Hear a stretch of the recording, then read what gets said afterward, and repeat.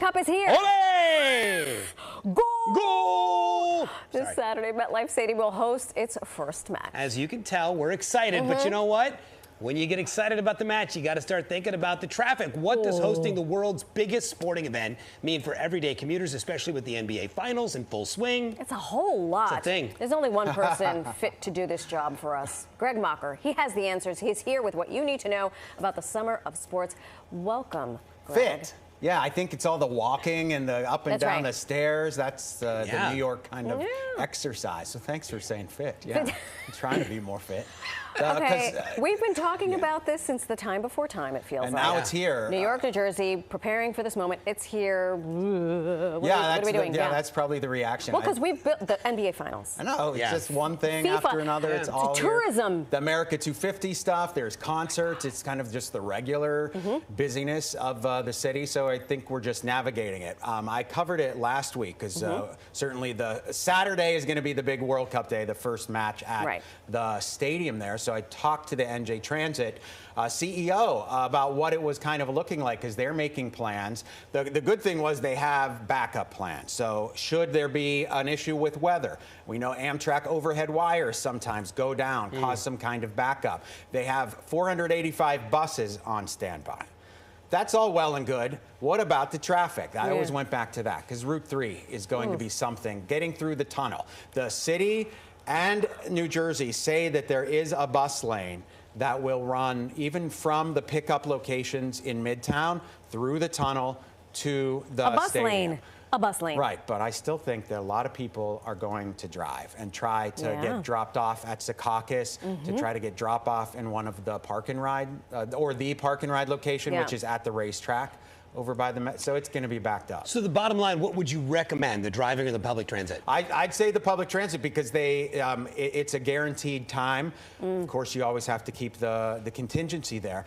But the tickets weren't even selling. They only had maybe 13,000 both official shuttle bus and transit tickets. And this is after they lowered the price. Right, and NJ Transit was counting on carrying 40,000, and the shuttle bus is probably about 20. So you can do the math on that. They figured maybe people are waiting till the last minute, which sounds exactly right. Yeah, we'll figure this out on maybe Friday or before. I think that this week they'll see more people buying them because you won't have to deal with whatever that traffic backup looks like on Route 3 or any of kind of the Meadowlands Parkway where they might be people detouring to places. The local municipalities are trying to work on crowd control, not walking. That's another thing, not walking.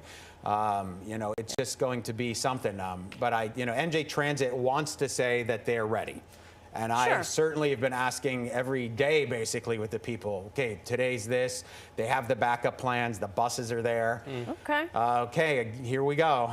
The best laid plans don't always pan out. But also, just a reminder to viewers, don't walk to MetLife Stadium. Don't walk. I think a lot of people may be visiting, or they think they'll just get a car at the last minute, but could be some kind of surge pricing. So I think we'll see how this all goes. Public transit they have the infrastructure there. There'll be the airport style checks too at Penn Station and getting onto these buses. So there's going to be a backup in Manhattan as well with street closures there on 5th, on 6th Avenue. 42nd Street will be a bus-only lane on the match days. So Saturday is nice, but then we have to do it 5 more times.